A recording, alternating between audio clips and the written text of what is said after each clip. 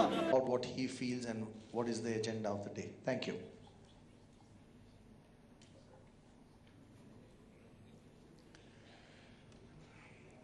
मैं उपाध्याय जी, मैं खुद इनके पास आया और जब मूवी मैंने देखी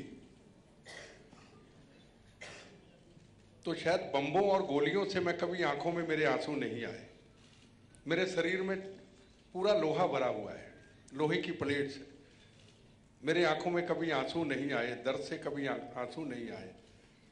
पर उस दिन जो अक्षय कुमार जी का, सोनाली जी का जो रोल देखा, जो सबने मेहनत की, मैं अपने आंखों में आंसुओं को रोक नहीं पाया।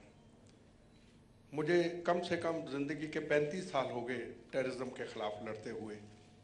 बम, गोलियां, बुलेट, हॉस्पिटल, ऑपरेशन, पर मैंने जो ये देखा कि मैं चीफ मिनिस्टर भी बन सकता था, होम मिनिस्टर भी बन सकता, मैं सब कुछ छोड़ दिया। मैंने कहा नहीं, जरूरी नहीं। जो अक्षय कुमार जी का एक रोल रहा कि शायद मैं एक फौज से जब वापस आऊंगा तो मैं अपनी जिम्मेदारी को निभाऊंगा। जैसे उन्होंने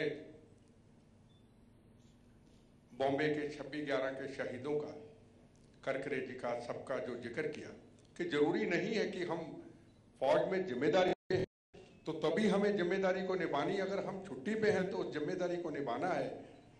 और ये हिंदुस्तान की नहीं, दुनिया के अंदर ये सबको बताया गया। जिस जिस कंट्री में टेररिज्म है, चाहे वो पाकिस्तान है, चाहे वो बांग्लादेश है, चाहे वो अमेरिका में है, हर व्यक्ति का ये कर्तव्य बनता है कि अगर सामने को देश के ऊपर मुसीबत है तो उसके लिए हमें सामने खड़े होना है।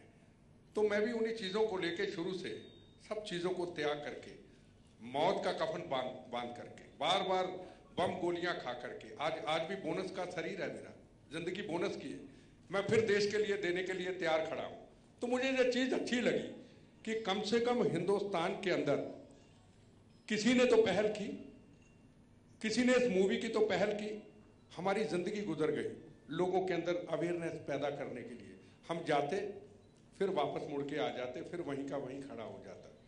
फिर दूसरी यूनिवर्सिटी कॉलेज में स्टूडेंट को लेक्चर देते, उसमें 20 तैयार होते, फिर वापस आ जाते।